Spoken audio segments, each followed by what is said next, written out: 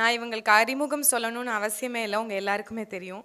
மேடை ஏறிட்டாலே மடை திறந்த வெள்ளமென தமிழால் சீரக்கூடிய அருமைமிகு அக்கா. மழையை போல விடாமல் சொற்பொழிவாற்றும் ஆற்றல் மிக்கவர். எதிரிகளை தனது தர்க்க ரீதியான வாதங்களால் நிலைக்குலைய செய்பவர். நாம் தமிழர் கட்சியின் கொள்கைகளை பாமர மக்களும் புரியும் வண்ணம் பாங்குடன் எடுத்துரைக்கும் எமது கட்சியின் பெண் ஆளுமை மகளிர் பாசறையின் மாநில ஒருங்கிணைப்பாளர் கொள்கை முழக்கம் கோவை கார்த்திகா அவர்களை உரையாற்ற அழைக்கிறேன். ஒரு காலகட்டம் இருந்தது, 5 ஆண்டுகளுக்கு முன்னாடி 6 ஆண்டுகளுக்கு முன்னாடி அப்படிலாம் நாம் தமிழர் கட்சி உறவுகள் திராவிட தேசிய கட்சிகளோட சண்டை போடும்போது ஒரு வார்த்தை வைப்பாங்க, நீங்கள்லாம் வாட்ஸ்அப் யூனிவர்சிட்டியிலேருந்து பேசுகிறீங்க அப்படின்பாங்க. இப்போ எப்படி இருக்குது அப்படின்னா, நாம் வரலாற்று தரவுகளோட பேச ஆரம்பிச்சிட்டோம். அந்த தரவுகளுக்கு அவங்களுக்கு பதில் இல்லை. அந்த ஏன்னா அவங்களுடைய நூற்றாண்டு வரலாறு தான் அவங்களுக்கு இருக்குது. அவங்களுடைய வரலாறுனாலே அண்ணன் சொன்ன மாதிரி, அண்ணன் ஐயா கலைஞம் அவர்கள் சொன்ன மாதிரியே வெறும் நூற்றாண்டு கால வரலாறு தான். நம்முடைய வரலாறு என்பது 50,000 ஆண்டுகளுக்கு மூத்த வரலாறு. ரொம்ப தமிழர்கள் ரொம்ப பெருமை பீத்திக்குவாங்க அப்படின்னு சொல்லுவாங்க. ஆனால் உண்மையிலே இந்த பொதுவாக நான் என்னுடைய கல்லூரி காலங்கள் முடிக்கும்போது 4ஆம் ஆண்டு முடிக்கும்போது கல்கி அவர்கள் எழுதிய பொன்னியின் செல்வன் படித்தேன். அதுக்கப்புறம் பொன்னியின் செல்வன் படித்தா அதுக்கப்புறம் எல்லோரும் சாண்டிலியன் கிட்ட போய் ஆகணும். அதனால் அந்த மாதிரியான நாவல்கள்லாம் படிப்போம். படிச்சுட்டு அதில் பொதுவாக காதல் ரசம் பொங்க பொங்க எழுதியிருப்பாங்க. சில போர் யுக்திகளும் இருக்குன்னு வச்சுக்கோங்களேன். அதை தாண்டி தமிழ் மன்னர்கள் எப்படி வாழ்ந்தாங்க, அவங்களுடைய போர் முறை என்னவாக இருந்தது, இதெல்லாம் நமக்கு தெரியவே தெரியாது. நம்ம வரலாறு தமிழ்னா வரலாறு ஈவே ராமசாமி கிட்ட இருந்தால் தொடங்குது அப்படின்பாங்க. ஸோ எனக்கு இப்போ என்னுடைய அண்ணன்மார்கள்லாம் சொல்லுவாங்க, கார்த்தி நீ புத்தகமாக படித்து மண்டை சூடாயிருச்சு, அதனால் உனக்கு மைக் கிடைச்சா நீ பேசி விட்டுற, நீ நாவல்கள் படி அப்படின்பாங்க. எனக்கு எப்படி இருக்கும் அப்படின்னா, நாவல்கள் படிக்கிறதோ திரைப்படம் பார்க்குறதோ நான் ஏதோ ஒரு பெரிய குற்றம் பண்ணிக்கிட்டு இருக்கிற மாதிரி ஒரு உணர்ச்சி இருக்குது எனக்கு. ஏன்னா நான் வரலாறு சார்ந்து நிறையா படிக்கணும் அப்படின்னு விருப்பப்பட்ட நாட்கள் இந்த நாட்கள். நம்ம வரலாறு மட்டும் இல்லை, ரஷ்யாவில் எவ்வளோ நடந்திருக்கு, ஏன் அது வீழ்ந்து போனது, சீனா எப்படி நம்மளை மாதிரியே இருந்த ஒரு நாடு எப்படி இன்றைக்கி வல்லாதிக்கத்துக்கு சண்டை போடுற அளவுக்கு, வல்லாதிக்கத்துக்கு எதிராக கேள்வி கேட்குற அளவுக்கு இருக்குது. இதை படிக்கிறதுக்கு நான் விருப்பப்பட்டேன். அண்ணன் கலைஞம் அவர்கள் கூப்பிட்டாங்க, தங்க இந்த மாதிரி இந்த குமரி நாவலை நம்ம திறனாய்வு செய்யணும் அப்படின்னு சொல்லும்போது உறுதியானா என்ன அப்படின்னு சொல்லி கேட்கும்போது இந்த நாவல் எனக்கு அண்ணன் கொடுத்தாங்க.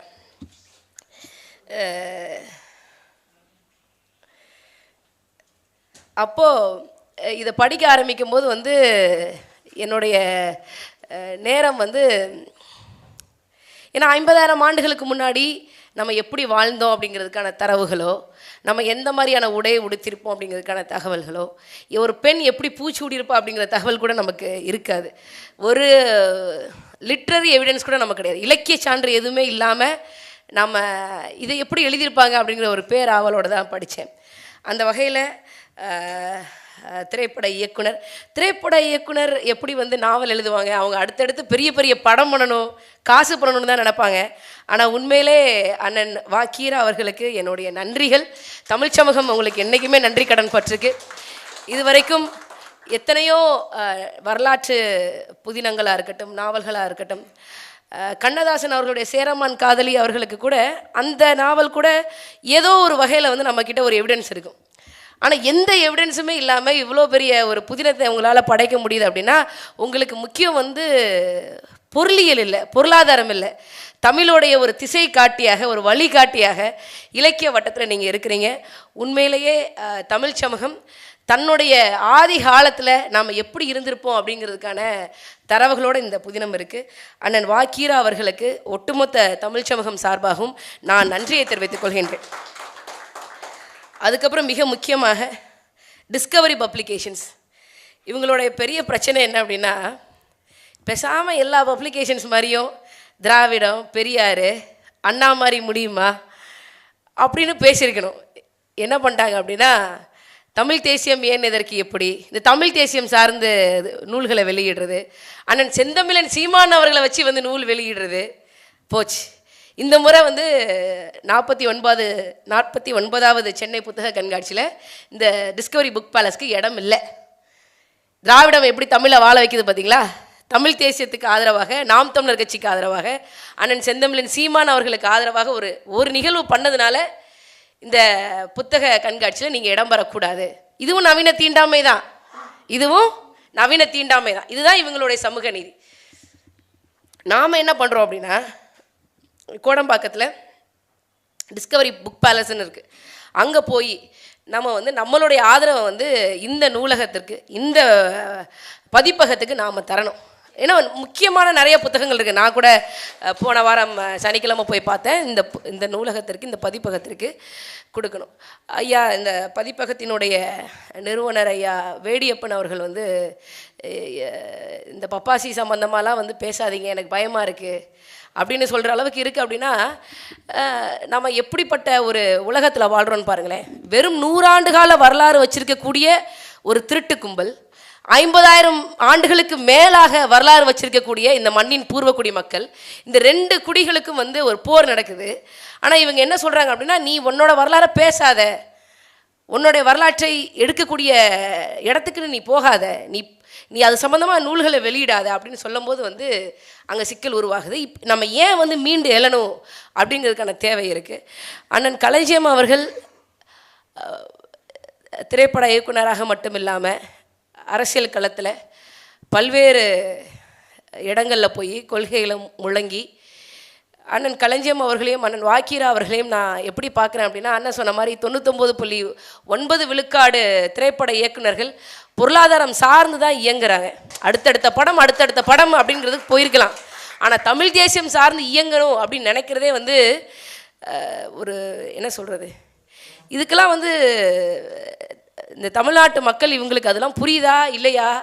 நம்மளை எவ்வளோ பெரிய ஒரு பொருளாதாரத்தை விட்டுட்டு நமக்காக வந்திருக்காங்க, நம்மளோட உணர்வோடு பேசுகிறாங்க, நமக்காக போராட்டம் பண்ணுறாங்க. இப்போ சமீபத்தில் கூட அண்ணன் வந்து ஒரு போராட்டத்தில் கலந்துக்கிட்டதாக சொன்னாங்க. பல்லாவரம் சட்டமன்ற தொகுதிக்குட்பட்ட இந்த கிறிஸ்துவ மக்களுடைய கல்லறையை மீட்கக்கூடிய போராட்டம். இதை நாம் புரிஞ்சுக்கணும். நமக்காக யார் நிற்கிறாங்க அப்படிங்கிறதுக்கான விஷயங்களை புரிஞ்சுக்கணும். அதன் மூலமாக கூடுகை இலக்கிய வட்டம் சார்பாக இந்த திறனாய்வு வந்து தமிழ் தேசிய களத்தில் ஒரு மிக முக்கியமான ஒரு நிகழ்வாக நான் பார்க்குறேன். ஏன் அப்படின்னா, நம்ம எத்தனையோ விஷயங்களை வந்து நம்ம மேடைகளில் பேசுகிறோம், நிறையா போராட்டங்களை கலந்துக்கிறோம். ஆனால் இந்த புத்தகம் இருக்குது பார்த்தீங்களா, இது இன்னும் 50 வருஷத்துக்கு நின்று பேசும். தமிழ் தேசிய களத்தில் 50 வருஷத்துக்கு நிற்கும். ஏன்னா நான் கல்கி அவர்களை பற்றி படிக்கும்போது என்னோடய 2வது குழந்தை ஜெர்மனியில் பிறந்தது. எனக்கு ஒரு மாதிரி டிப்ரெஸ்டாக இருந்தது. அதனால் கல்கி அவர்கள் எழுதிய சிவகாமி சபதத்தை டவுன்லோட் பண்ணி ஒரு வாரத்தில், கை குழந்தை ஒரு வாரத்தில் படிச்சுக்கிட்டே இருக்கிறேன். ஏன்னா அது ஒரு விதமான மயக்கம். ஆனால் இது மயக்கம் இல்லை, இது மயக்கத்தை தெளிய வைக்கக்கூடிய ஒரு மருந்தாக இந்த நாவல் இருக்கும். இந்த நாவலை இதற்காக அண்ணன் வாக்கீரா அவர்கள் 8 ஆண்டுகள் உழைத்ததாக சொல்கிறாங்க. அதுக்கு இது பொருந்தும். ஏன்னா அவ்வளோ தகவல் இருக்குது. நம்ம முதல்ல எங்கேருந்து வரணும் அப்படின்னா, உங்கள் எல்லாத்துக்கும் தெரியும், தமிழர்கள் என்ற சொல்லு தான் அந்நியம். திராவிடம் என்ற சொல் வந்து ரொம்ப பக்கத்தில் இருக்கும். நீங்கள் பார்த்தீங்க அப்படின்னா, தமிழர்களுடைய வரலாறு வந்து சிந்து சமவெளியிலேருந்து ஆரம்பிக்குது அப்படின்னு சொல்லுவாங்க. சிந்து சமவெளி வந்து யாருடைய நாகரிகம்னு கேட்டிங்க அப்படின்னா, திராவிட நாகரிகம் அப்படின்பாங்க. அங்கே காலம் இருக்கும், தமிழர்களுடைய பண்பாட்டு கூறுகள் இருக்கும், ஆனால் அது திராவிட நாகரிகம் அப்படின்னு சொல்லுவாங்க. இதெல்லாம் யார் சொல்கிறாங்க அப்படின்னா, ஒரு ஐஏஎஸ் படித்த ஒரு ஐஏஎஸ் அதிகாரி, ஓய்வு பெற்ற ஐஏஎஸ் அதிகாரி ஒரு புத்தகம் போட்டிருக்காரு. சிந்து சமவெளி நாகரிகம் திராவிட அடித்தளம் அப்படின்னு சொல்லி போட்டிருக்காங்க. ஆனால் உண்மையிலேயே நம்ம வந்து சிந்து வந்து திராவிட பண்பாடா இல்லை ஆரிய பண்பாடா அப்படின்னு சொல்லி கேட்டோன்னா, மொழிஞாயிறு தேவநேய பாவாணர் அவர்கள் தமிழர் வரலாறு அப்படிங்கிற ஒரு நூலில் வந்து சொல்கிறாரு, சிந்து அப்படிங்கிற சொல் இருக்குல்ல, சிந்து என்ற சொல்லை தமிழ் சொல் தான் அப்படின்னு சொல்லி சொல்கிறாப்புல. ஏன்னா சிந்து அப்படிங்கிறது ஒரு ஆறு. உங்களுக்கு தெரியும் பொதுவாக ஆறு வந்து ஒரு இடத்துல வந்து ஒரு ஊற்றாக இருக்கும், அப்புறம் சின்ன ஓடையாக வரும். ஓடையாக இருந்துட்டு அப்புறம் கிளை நதிகள்லாம் நிறையா சேர்ந்து ஒரு பேர் ஆறாக ஓடி காட்டாறாக நீர்வீழ்ச்சியாக வீழ்ந்து அப்புறம் அது பல கிளை நதிகளாக படர்ந்து வரும்போது தான் வந்து அந்த கிளை நதிகள் ஊடாகத்தான் வந்து கடலில் போய் சேரும். இப்போ காவேரி யாருன்னு பார்த்தீங்கன்னா கர்நாடகாவில் ஒரு சின்ன இதாக தான் இருக்கும். நம்ம தமிழ்நாட்டில் வரும்போது தான் அது பெரிய ஆறாக பல்வேறு ஆறுகளாக வந்து அது ஓடும். ஆனால் வந்து இந்த சிந்துக்கு வந்து என்ன அப்படின்னா பிறக்கும் போதே பல்வேறு நதிகளை வந்து பிறந்திருக்கும். நீங்கள் ஜாகிரஃபியில் படிச்சிருப்பீங்க, ஜீலம், சட்லஜ், சேனப், ராவி, பீஸ் அப்படிங்கிற ஒரு 5 நதிகள் சேர்ந்து சிந்து அப்படிங்கிற ஒரு நதி வந்து பாகிஸ்தானில் வந்து ஓடும் அப்படின்னு சொல்லி நம்ம படிச்சிருப்போம். இதுதான் சிறப்பு. ஒரு நதி பிறக்கும்போது ஒற்றைப்படையில் இருக்கும், கடலில் வந்து சேரும்போது விரிஞ்சி வரும், சிந்தி வரும். இப்போ தண்ணியை சிந்துறோம் அப்படின்னா ஏன் சிந்துறன்னு கேட்போம். அதே மாதிரி சிந்தியே பிறந்த நதி அப்படிங்கிறனால அதுக்கு பேர் சிந்து அப்படின்னு பேர் வந்ததா மொழிநேயர் தேவநாய பாவனர் அவர்கள் சொல்கிறாங்க. அப்போ சிந்து அப்படிங்கிற பேரே தமிழ் பேராக இருக்குது, தமிழில் வேர் சொல்ல கொண்டிருக்கு. அப்படின்னா அப்போ நீங்கள் சிந்து அப்படிங்கிற ஒரு நாகரிகத்தை திராவிட நாகரிகம் என்றோ ஆரிய நாகரிகம் என்றோ சொல்லக்கூடாது. இது சாதாரணமாக இப்போ நாம் தமிழர் கட்சியில் ஒரு பேச்சாளராக இருக்கக்கூடிய எனக்கே தெரியுது அப்படின்னா ஒரு ஐஏஎஸ் அதிகாரி பாலகிருஷ்ணங்கிறத ஒரு பேர். நீங்கள் திராவிடம் சொல்லி இப்போ அவரை நிறையா வந்து மு.க. ஸ்டாலின் அவர்கள் முன்னிறுத்துறதை பார்த்துருப்பீங்க. அவருக்கு இதெல்லாம் தெரியாதா? கட்டாயம் தெரிஞ்சிருக்கும். ஆனால் ஏன் இதை திராவிடம்னு பேசுகிறாங்க அப்படின்னா தமிழனுக்கு எந்த விதமான வரலாற்று பெருமைகளும் இருக்கக்கூடாது, அவனுக்கு மொழி சார்ந்த பெருமை இருக்கக்கூடாது, அவன் பண்பாடு சார்ந்த பெருமைகள் இருக்கக்கூடாது, அவனுடைய இலக்கியம் சார்ந்தோ கலை சார்ந்தோ பெருமையே இருக்கக்கூடாது. இல்லை நீங்கள் யோசிச்சு பாருங்களேன், பூம்புகார் கீழே நம்ம அழிஞ்ச பூம்புகார் கீழே இப்போ இருக்கக்கூடிய பூம்புகார் கடலை ஒட்டி பல கட்டிடங்கள் இருக்குது அப்படின்னு சொல்லி நாம சொல்லலை. இங்கிலீஷ்கார லண்டனை சேர்ந்த இங்கிலாண்டை சேர்ந்த கிரஹாம் ஹன்ஹாக் அப்படிங்கிற ஒரு ஆய்வாளர் வந்து சொல்கிறாப்புல, எப்போ 30 ஆண்டுகளுக்கு முன்னாடி சொல்லியிருக்காப்புல. ஆனால் இதுவரைக்கும் அது சார்ந்து எந்த ஆய்வையும் இந்த தமிழக அரசு நம்ம செய்யவே இல்லை. குமரிக்கண்டம் இருக்குது, சிலப்பதிகாரத்தில் சொல்கிறார், இளங்கோ அடிகள் சொல்கிறார். என்ன சொல்கிறாரு? பக்ருரி ஆற்றுடன் பன்மலை அடுக்கத்து குமரி கோடும் கொடுங்கடல் கொள்ள வடதிசை கங்கையும் இமயம் ஆண்டு தென் திசை ஆண்ட தென்னவன் வாலி. தென்பாண்டி நாட்டை ஆண்ட மன்னனுக்கு வடதிசை கங்கையும் இமயமும் எல்லையாக இருந்ததான். கீழே வந்து குமரி வரைக்கும் வந்து அவனுடைய எல்லையாக இருந்து பெரும் நாட்டை அவன் ஆண்டான். அவன் தான் தென் திசை ஆண்ட தென்னவன் வாலி அப்படின்னு சொல்லி இளங்கோ அடிகள் சொல்கிறார். அப்படின்னா இது இலக்கிய சான்று இருக்குது, இது வந்து ஃபிசிக்கல் எவிடன்ஸா நம்மளுடைய கோயில்களா ஏன் இல்லை அப்படின்னு நம்ம கேட்டோம்னா இருக்குது. அதை செய்கிறதுக்கு இவங்களுக்கு மனசு இல்லை. என்ன தெரியுமா காரணம் சொல்லியிருக்காங்க? காசு இல்லை, என்கிட்ட ஃபண்ட் இல்லை அப்படின்னு சொல்லியிருக்கிறாங்க. இப்போ நமக்கு என்ன அப்படின்னா, உங்கள் அப்பாவுக்கு சமாதி கட்டுறதுக்கு காசு இருக்குது, அம்மையார் ஜெயலலிதா அவர்களுக்கு சமாதி கட்டுறதுக்கு காசு இருக்குது. தமிழர்களுடைய சான்றுகளை வரலாற்று சான்றுகளை எடுப்பதற்கு இவர்களுக்கு காசு இல்லை. இதை தமிழர்கள் நாம் உணர்ந்து கொள்ளணும். ஏன் இல்லை? வந்தால் என்னாகும்? இப்போ பூம்புகாரில் அவ்வளோ பெரிய ஒரு துறைமுகம் இருக்குதுன்னு சொல்கிறாங்க, அவ்வளோ பெரிய ஒரு நகர கட்டிடங்கள் இருக்குது அப்படின்னு சொல்லி சொல்கிறாங்க. அதை எடுத்தால் என்னாகும்? தமிழர்கள் திராவிடர்கள் இல்லை அப்படின்னு தமிழர்களுக்கு தெரிஞ்சிடும். இதான் காரணம். நான் ஜெர்மனியில் இருக்கும்போது லூட்விக்ஸ்பர்க் பேலஸ்ன்னு சொல்லி ஒரு அரண்மனைக்கு போயிருந்தேன். அந்த அரண்மனையில் மன்னர் இரவு உறங்கக்கூடிய ஒரு படுக்கை அறை வந்து காமிச்சாங்க. அந்த படுக்கை அறையில் இருக்கக்கூடிய திரைச்சீலைகள்லாம் எரிஞ்சிருச்சு.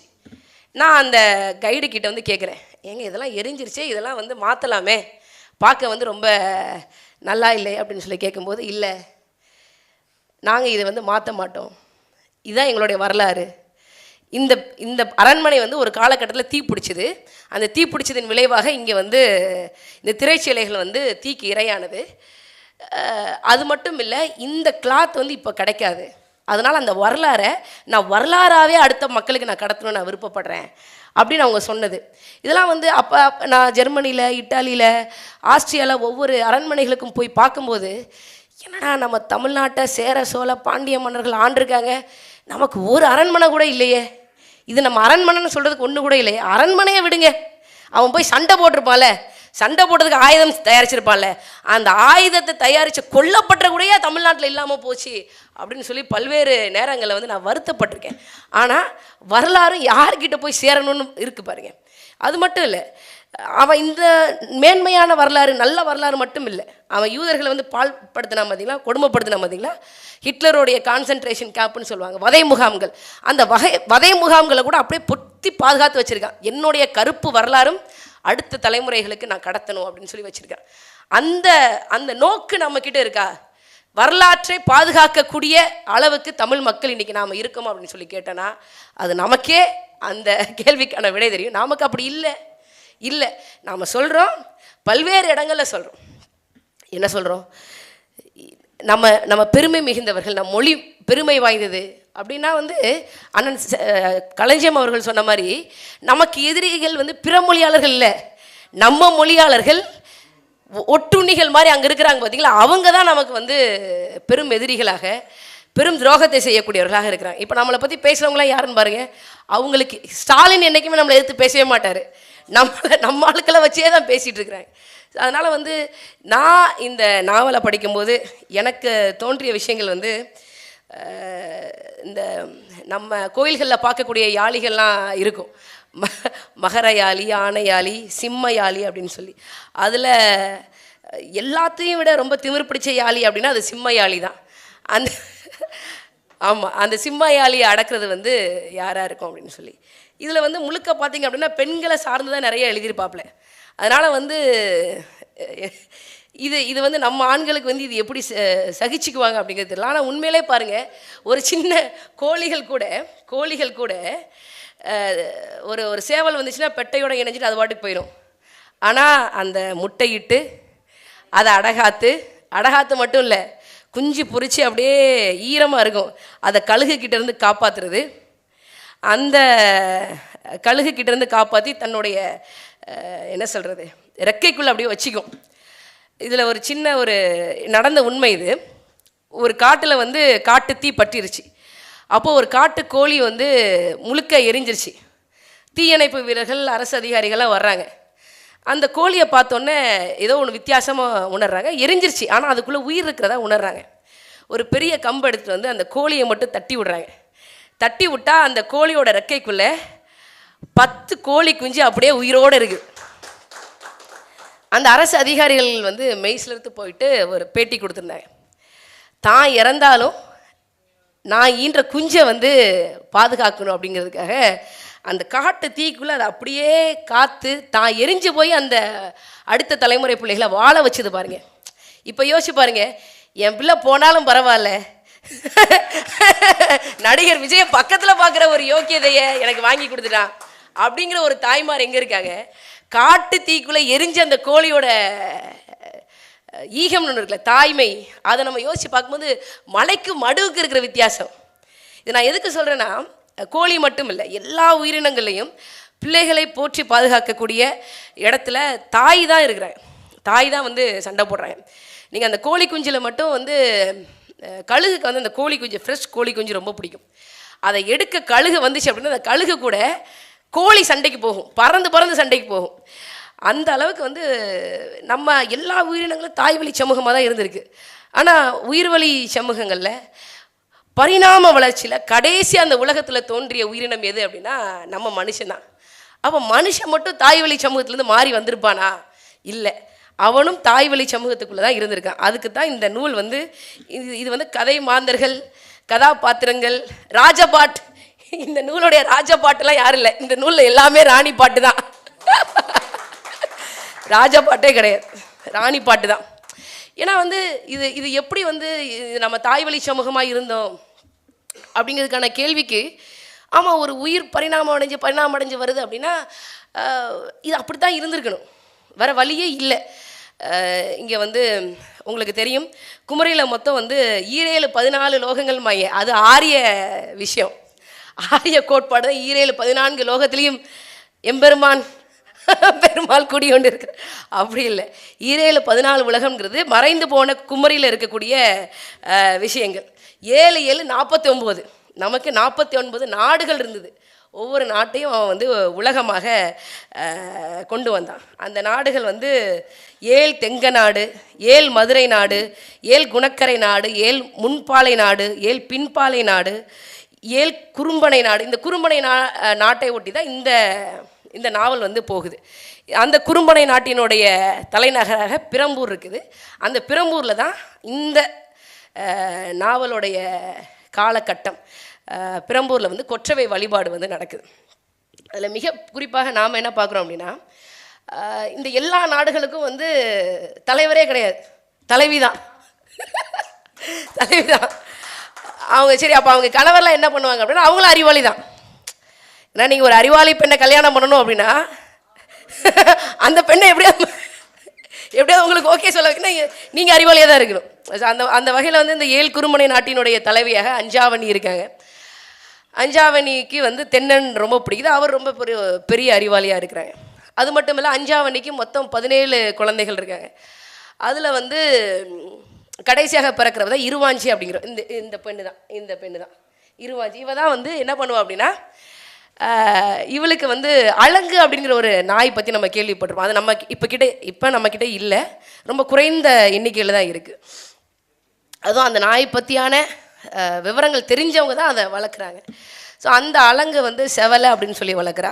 அந்த செவலையோட இவ வந்து அவளுக்கு பிடிச்ச ஆள் செம்பன் அப்படின்னு சொல்லி, அந்த செம்பனுக்காக என்ன பண்ணுறா அப்படின்னா வந்து, எஜமான் படத்தில் வந்து ரஜினிகாந்த் மீனாக்கு பிடிக்குதுன்னு பட்டாம்பூச்சி பிடிக்க போன மாதிரி இதில் இருவாஞ்சி வந்து என்ன பண்ணுவாங்க அப்படின்னா, செம்பனுக்கு பிடிக்குது அப்படின்னு சொல்லி செவலையோட சிம்மையாளி வேட்டைக்கு போவாங்க.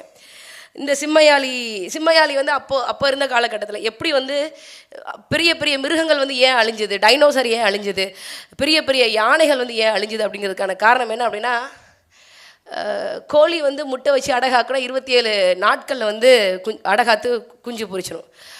மனிதர்கள் வந்து அடுத்த தலைமுறையை உருவாக்குனா 10 மாதங்கள் இருந்தால் போதும், உருவாக்கிடலாம்.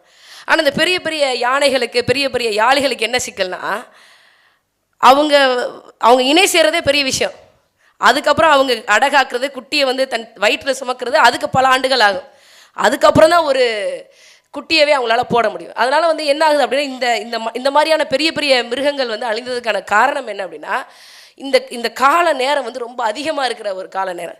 அதில் எல்லாத்துக்கும் வந்து பயப்படும் வகையில் இருந்தது வந்து இந்த சிம்மையாளி தான். முன்னாடி காலத்தில் வந்து நம்ம கடியலூர் உத்திரங்கண்ணனார் சொல்ல மாதிரி நீரின் வந்த நிமிர்வரி புறவின்லாம் பாடுவார். நமக்கு குதிரை கிடையாது, குதிரை நம்ம நாட்டு மிருகம் கிடையாது. நீரின் வந்த நிமிர்வரி புறவின்னா அரேபிய நாடுலேருந்து வந்த ஒரு விலங்கினம் தான் குதிரை. அந்த குதிரையை நம்ம ஆட்கள் பழக்கினாங்க. குதிரையை நம்ம ஆட்கள் பழக்கி அதை வந்து போர்ப்படையில் 4 வகை போர்ப்படையில் அது ஒரு போர்ப்படையாக கொண்டு வந்தாங்க. ஆனால் இந்த ஒரு 50,000 ஆண்டுகளுக்கு மூத்த இந்த காலகட்டத்தில், குமரி கண்டத்தில் நாம் எதை வந்து வாகனங்களாக பயன்படுத்தணும் அப்படின்னா வந்து மகரயாளி, ஆனையாளி, இந்த மாதிரியான மிருகங்கள் வந்து பயன்படுத்தணும். அதில் சிக்காத ஒன்று அப்படின்னா அந்த சிம்மையாளி தான்.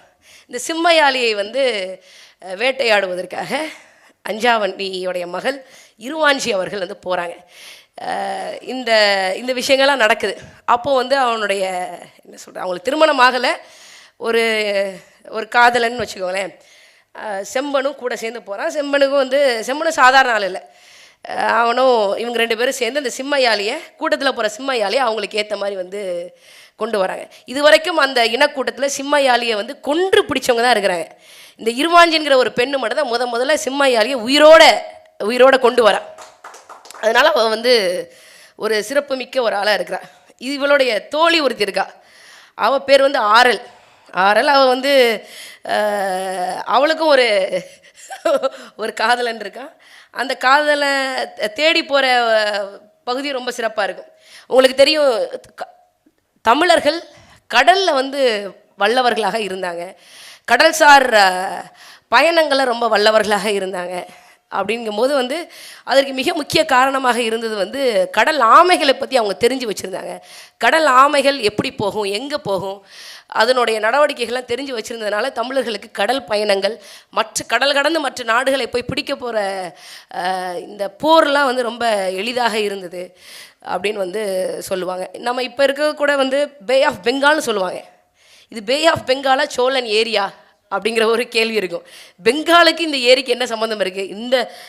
இவங்க சொல்லுவாங்க, ராஜேந்திர சோழனை பற்றி மோடி பேசுவார், ராஜராஜ சோழனை பற்றி வந்து பாஜக பிரமுகர்கள் பேசுவாங்க.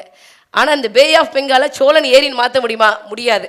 எந்த வங்காள மன்னன் இந்த கடலை கடந்து மற்ற நாட்டு கிழக்கு நாடுகளாக இருக்கக்கூடிய சிங்கப்பூருக்கு, மலேசியாவுக்கு, இந்த இந்தோனேஷியாவுக்கு போய் வேலை செஞ்சாங்க, போய் போர்ப்படை செஞ்சாங்க, போர் பிடிச்சி அவங்கள தன்னுடைய நாட்டின் கீழே, அதிகாரத்தின் கீழே, புலிக்கொடிக்கு கீழே அவங்கள யார் ஆண்டாங்க? இல்லை.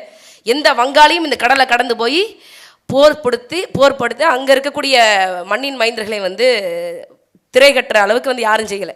நாம தான் செஞ்சோம். இந்த வரலாறுலாம் உங்களுக்கு தெரியும். ஆனாலும் இந்த பே ஆஃப் பெங்கால் சோழன் ஏரியாக மாறாது. இந்த இந்த இந்த வரலாற்று பின்புலத்தோடு நம்ம இதை வந்து படிக்கணும். படித்தா தான் என்ன ஆகும்? இந்த ஆரல்ங்கிற பெண்ணு அவளுடைய பெட் அனிமல், நம்ம இன்னைக்கு வந்து நாய் பூனை வளர்க்குற மாதிரி வந்து அவள் வந்து ஆமையை வந்து பெட் அனிமலாக வளர்க்குறா. அந்த ஆமை பேர் உருவன். அந்த ஆமை வந்து ஒரு தீவுக்கு வந்து கூட்டிகிட்டு போகுது. அந்த தீவில் தான் அவளுடைய காதலனை வந்து சந்திக்கிறான், இளநாகன் அப்படின்னு சொல்லி. அது ஒரு நாக நாடுன்னு வச்சுக்கோங்களேன். முழுக்க முழுக்க நாகங்களாக இருக்கக்கூடிய பல்வேறு விதமான நாகங்கள் இருக்கக்கூடிய நாடு இது, தீவு இது. அங்கெல்லாம் போய் பார்க்குறா. அப்போ வந்து உங்களுக்கு தெரியும், தமிழர்கள் வந்து ஒரே காலகட்டத்தில் அழிக்கப்பட்டவர்கள் இல்லை, பல்வேறு காலகட்டங்களில் வந்து ஆழி பேரலையினால் அழிக்கப்பட்டவர்கள். அதில் முதல் பெருக்கடலில் வந்து என்ன ஆயிருக்கு அப்படின்னா வந்து ஆழி பேரலையில் 2ஆக பிரிஞ்சிட்டாங்க. அந்த 2ஆக பிரிஞ்சவங்க தான் நாக நாட்டில் இருக்கக்கூடிய மக்கள், அரப்பர் நாட்டில் இருக்கக்கூடிய மக்கள். அவங்க 2 பேர்த்துக்குமே சண்டை வருது.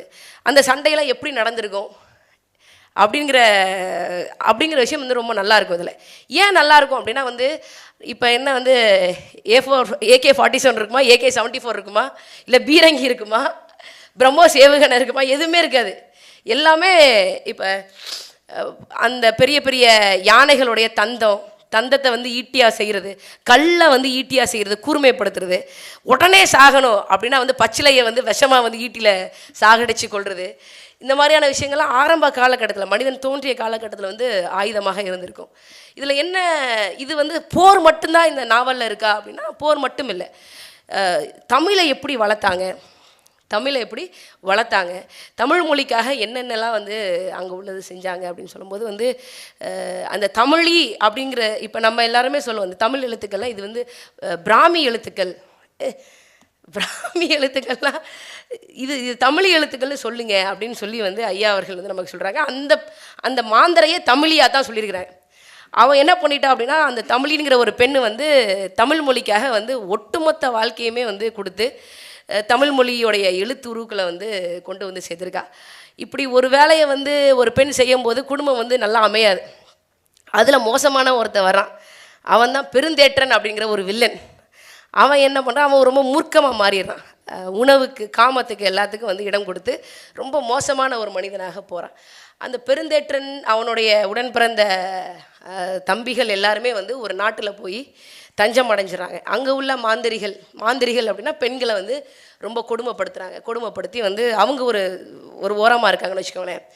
ஒரு கட்டத்தில் அந்த குறும்பனை நாட்டில் வந்து கொற்றவை வழிபாடு இருக்குது. இப்போ நம்ம அந்த கொற்றவை வழிபாடு வந்து இப்போது நம்ம சொல்கிறோம் பார்த்தீங்களா, பெண் தெய்வ வழிபாடு வந்து தமிழர்கள் செய்கிறாங்க. ஆனால் இதை வந்து மற்ற மொழிவழி தேசிய மக்கள் செய்கிறாங்களா அப்படின்னா பெருசாக செய்ய மாட்டாங்க. ஏன்னா அவங்களுக்கு வந்து பொம்பளையை கும்பிடுறதே வந்து ஒரு விதமான ஒரு ஈகோ கிளாஷ் ஆகும்.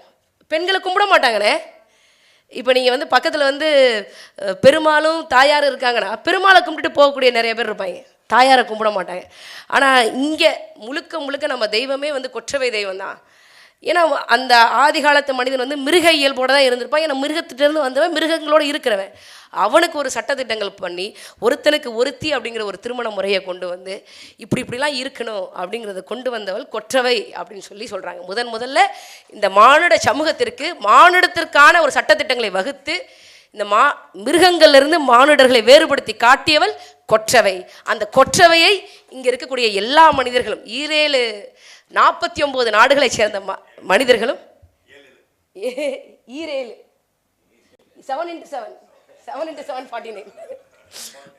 49 நாடுகளை சேர்ந்த மாந்தர்களும் மாந்திரிகளும் எல்லாரும் சேர்ந்து இந்த கொற்றவையை வந்து 7 ஸ்கொயர் என்னையா மேக்ஸ் கிளாஸ் மாதிரி ஆக்கிட்டீங்க. அந்த மாதிரி வந்து கொண்டு வரும்போது வந்து அந்த கொற்றவை வழிபாட்டில் கடைசி நிகழ்ச்சியாக பல்லியம் என்ற ஒரு இசை வந்து வாசிக்கப்படுது. பல்லியம்னா என்னங்க அப்படின்னா ஒரு பெரிய பேரியாழ் அப்படின்னு சொல்லி 1000 பேர் வாசிக்கக்கூடிய ஒரு இசை. 1000 பேர் வாசிக்கக்கூடிய ஒரு இசை வாத்தியம் எப்படி வாசிச்சிருப்பாங்கன்னு யோசிச்சு பாருங்க. இன்னைக்கு வந்து தமிழ் இசை வந்து தமிழர்கள்கிட்ட இருக்கா இல்லைன்னா அது இல்லை, எதுவுமே இல்லை, நம்மக்கிட்ட எதுவுமே இல்லை. 1000 பேர் வந்து எங்கே நின்று வாசிக்கணும், எப்படி வாசிக்கணும், அவங்களுக்கான நோட்ஸ் கொடுக்குறது, டியூன் என்னென்னு செட் பண்ணுறது, அதுக்கு ஒருத்தங்க இருக்கிறாங்க அருகன் அப்படின்னு சொல்லி. அப்புறம் வந்து இந்த எனக்கு வந்து சில சமயம் வந்து எப்படி இருக்கும் அப்படின்னா, நான் சமீபத்தில் ஒரு புத்தகம் படித்தேன். ஒரு ஆய்வாளர், வானியல் ஆய்வாளர் திருநாவுக்கரசு அவர் படித்த நூல், அவர் எழுதிய நூலை படிச்சுட்டு இருந்தபோது வந்து அவர் ஒரு விஷயம் சொன்னாப்புல. உண்மையிலே வந்து இந்த இடத்துலலாம் நாம் பிறந்திருக்கோமா அப்படிங்கிற மாதிரி ஒரு நம்மளை ரொம்ப ரொம்ப இன்ஃபீரியராக நான் உணர செய்த ஒரு தகவல் இது. தஞ்சையில் ராஜராஜ சோழன் வந்து தஞ்சை பெருவுடையார் கோயிலை கட்டினான். அவருடைய மகன் அரசேந்திர சோழன் வந்து ஜெயங்கொண்டாத்தில் கங்கை கொண்ட சோழபுரம்ங்கிற ஒரு கோயிலை கட்டினான். அதுக்கடுத்து வந்த 2ஆம் ராஜராஜன் வந்து என்ன பண்ணான் அப்படின்னா வந்து தாராசுரத்தில் கோயிலை கட்டினான். இவங்க 2 பேர் கட்டின கோயில் இருக்குல்ல, அரசேந்திர சோழனுடைய கோயில், இந்த 2ஆம் ராஜராஜன் சோழன் கட்டிய கோயில் வந்து முழுக்க முழுக்க கிழக்கு நோக்கி இருக்கும்.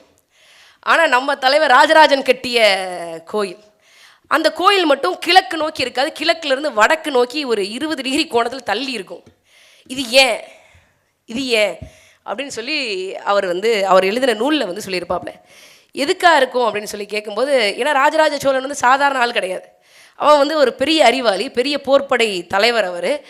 அவர் எதுக்கு வந்து சிவனுக்கு படைச்ச ஒரு கோயிலை வந்து தள்ளி வச்சிருக்கிறாப்புல, 20 டிகிரி வந்து வடக்கு நோக்கி வச்சிருக்காப்புல அப்படின்னு சொல்லி பல ஆய்வாளர்கள், நம்ம மாசோ விக்டர் முதற்கொண்டு முருகனார் முதற்கொண்டு நிறையா டிஸ்கஸ் பண்ணியிருக்காங்க, நிறையா வந்து பேசியிருக்கிறாங்க.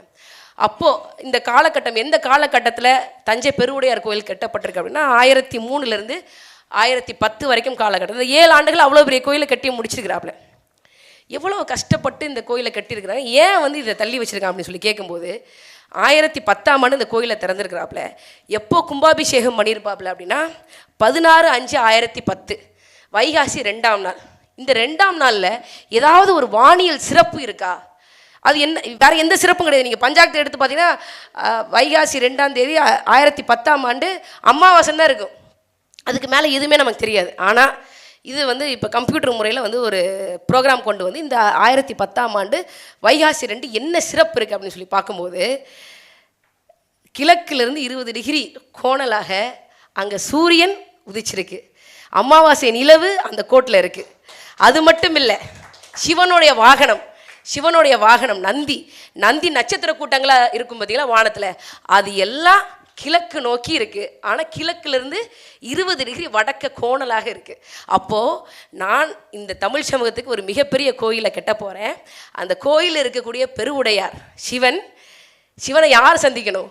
மக்களை சந்திக்கிறதுக்கு முன்னாடி வானத்தில் இருக்கக்கூடிய சூரியனை சந்திக்கணும், அமாவாசை நிலவை சந்திக்கணும், அவருடைய வாகனம், இதெல்லாம் 2 பேரும் பார்த்துக்கணும். அப்படிங்கிறதுக்காக தஞ்சை பெருவுடையார் கோயிலை சரியா 20 டிகிரி கோணலாக இருக்கும், உங்களுக்கு நேராக நிற்காது. ஏன்னா அந்த கோயிலை கட்டிய இந்த குஞ்சிரமல்லன், ராஜராஜ குஞ்சிரமல்லன், அவன் ஒரு பெரிய அறிவாளி. 2 பேரும் சேர்ந்து இதை சொல்கிறாங்க. இது அந்த வந்து திருநாவுக்கரசு ஐயா வந்து ஆய்வாளர் திருநாவுக்கரசு ஐயா சொல்கிறாரு,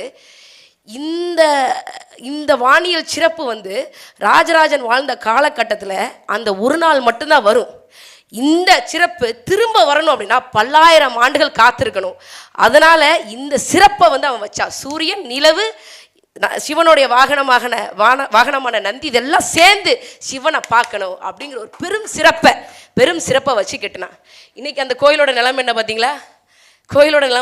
புறா எச்சம் போட்டு வெறும் யூரிக் ஆசிட் ஃபுல்லாக அந்த கிரானைட்டில் வந்து படிஞ்சு ஆஷ் கலரில், கிரானைட் கலர் எப்படி இருக்கும், நீலம் படிஞ்ச அந்த கலரில் இருந்து ரொம்ப மஞ்சள் நிறத்துலேருந்து ஆஷ் கலரில் வந்து மாறி நிற்கிது. இதையெல்லாம் நம்ம மாற்றணும்.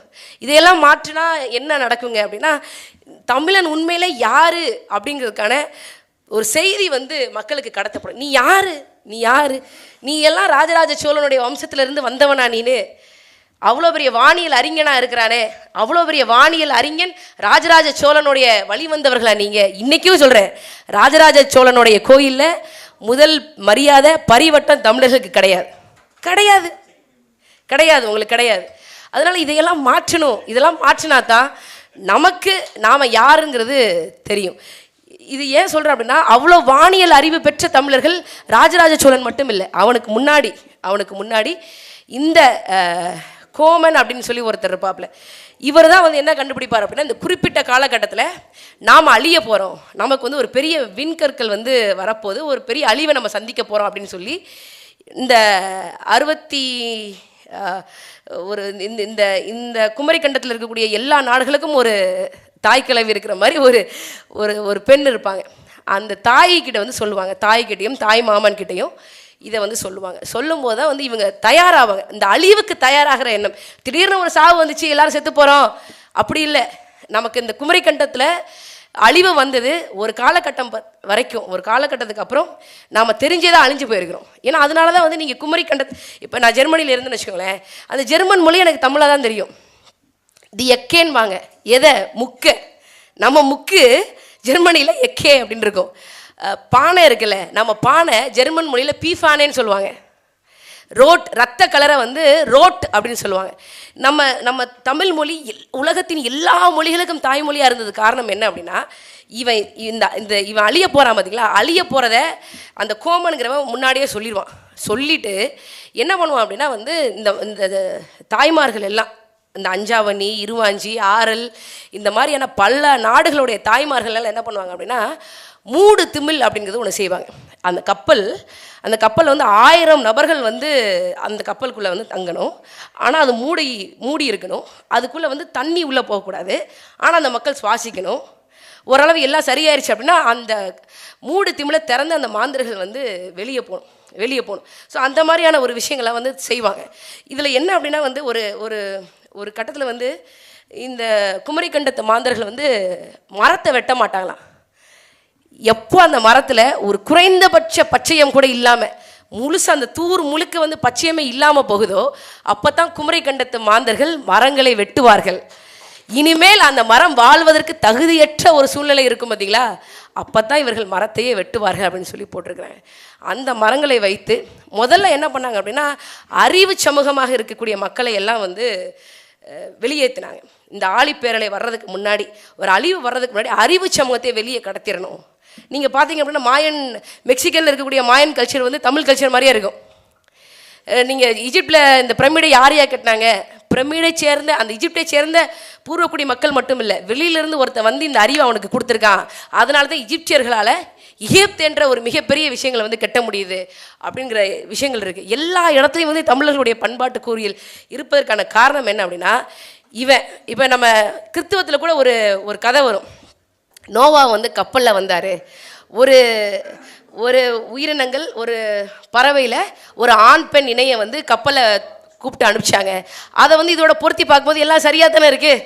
இந்த மூடுதிமிழில் வந்து எல்லாத்தையும் அறிவர்களையும் மாந்தர்களையும் பறவைகளையும் மிருகங்களையும் வந்து அனுப்பிச்சாங்க அப்படின்னா அது எப்படி அனுப்பிச்சாங்க அப்படிங்கிறத இதில் இருக்கக்கூடிய தகவல். எல்லா பைபிள்லையும் சொல்லுவாங்க கப்பலில் அனுப்பிச்சாங்க. கப்பல் இல்லை, மூடு திமிழில். எவ்வளவு தண்ணி வந்தாலும் அந்த மூடு திமிழுக்குள்ளே தண்ணி போகாது, ஆனால் இவங்க மூச்சு விடுறதுக்கு காத்திருக்கும். ஸோ அந்த மாதிரியான ஒரு மிக சிறப்பான ஒரு நாவல். இதை வந்து நான் எனக்கு இந்த வாய்ப்பு கொடுத்ததுக்கு வந்து நான் மிகப்பெரிய நன்றி சொல்கிறேன்.